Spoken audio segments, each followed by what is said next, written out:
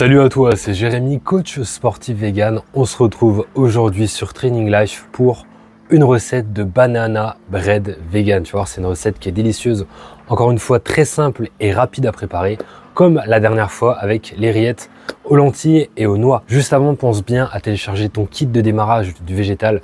Je le redis parce que c'est vraiment un e-book qui va énormément t'aider pour démarrer, pour faire ta transition.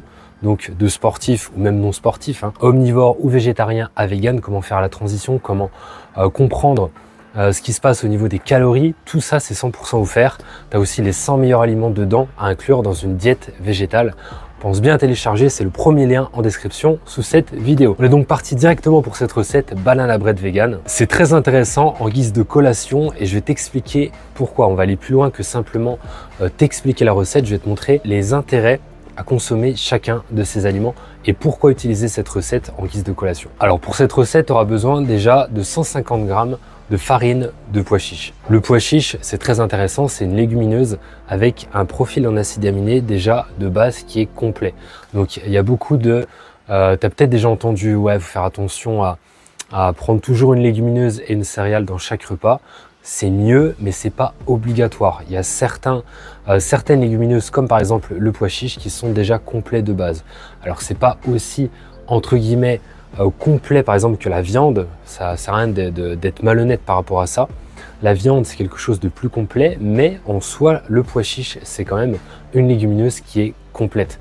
Et ici, ce qu'on va faire, c'est qu'on va l'associer justement à une farine de céréales avec 150 g de farine de riz. Et donc ici, on aura cette synergie en termes de protéines, c'est-à-dire une légumineuse, donc le pois chiche, une céréale, le riz, ce qui permet d'avoir un aminogramme. L'aminogramme, c'est les acides aminés, qui est plus complet. Donc, très intéressant de combiner les deux ici pour cette recette. On aura aussi besoin d'un sachet de levure chimique, 4 bananes très mûres. La banane est riche en potassium et le potassium, c'est un minéral qui est important comme tous les minéraux pour l'organisme. Le potassium est essentiel pour la transmission des impulsions nerveuses et la contraction musculaire. Il contient aussi des électrolytes qui aident à réguler l'équilibre des fluides dans le corps. Quand tu fais tes entraînements, la transpiration entraîne une perte de potassium, ce qui peut déséquilibrer l'hydratation et conduire à des crampes musculaires, de la fatigue et une performance réduite. Maintenir des niveaux adéquats de potassium aide à prévenir la déshydratation et à maintenir l'équilibre des fluides. Le potassium va aussi permettre de prévenir les crampes musculaires. La banane, c'est connu, est également une excellente source de glucides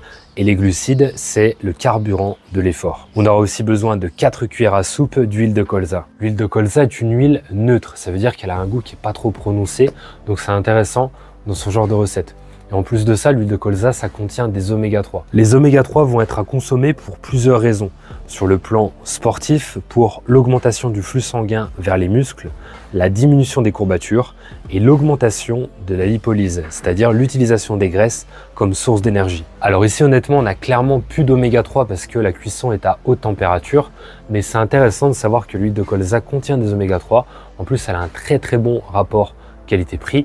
Donc ce qui fait que je t'encourage à en consommer par exemple dans tes salades pour faire une sauce salade. On termine avec 125 ml de lait de soja. Le lait de soja nature, c'est tout simplement le lait végétal le plus riche en protéines. On est quasi à 4 g de protéines pour 10 centilitres. Alors 10 centilitres, c'est un demi-verre. Normalement, on fait un verre, c'est à peu près 20 centilitres. Donc, tu as 8 g de protéines à l'intérieur. Et là, c'est très simple. On va commencer par mélanger les farines, la levure chimique. On ajoute 4 bananes qu'on a écrasées juste avant. On ajoute le lait et l'huile. On verse dans un moule à cake et on cuit entre 50 et 55 minutes à 175 degrés. Alors, tout à l'heure, je t'ai dit de consommer de préférence ce banana bread après l'entraînement, en guise de collation. Pourquoi? Comme je te l'ai dit juste avant, parce que c'est très protéiné grâce à la farine de pois chiche et de riz.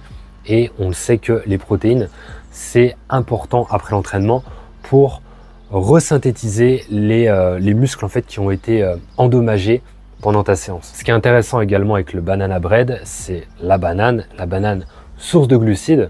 Donc les glucides sont importants après l'entraînement parce qu'ils permettent de resynthétiser les ressources de glycogène. Donc le glycogène, c'est une ressource énergétique qui est dans les muscles et que tu vas utiliser durant ta séance, dans les muscles et dans les organes, mais plutôt par rapport à l'entraînement dans les muscles. Quand tu t'entraînes, tu vas vider tes ressources de glycogène, donc en ajoutant des glucides dans ta collation après la séance, tu vas venir combattre ce manque de glycogène dans tes muscles. Et ce qu'il faut savoir également, dernière chose importante, c'est la combinaison glucides-protéines après l'entraînement, dans une collation ou dans un repas bien sûr. Pourquoi?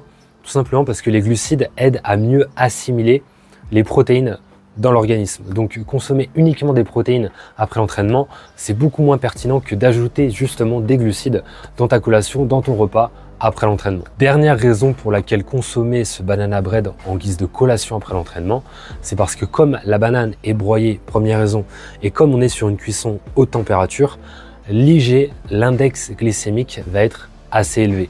Et donc un index glycémique élevé, c'est pas forcément quelque chose de néfaste, tout dépend le moment où tu consommes ces aliments ou cette préparation, cette recette.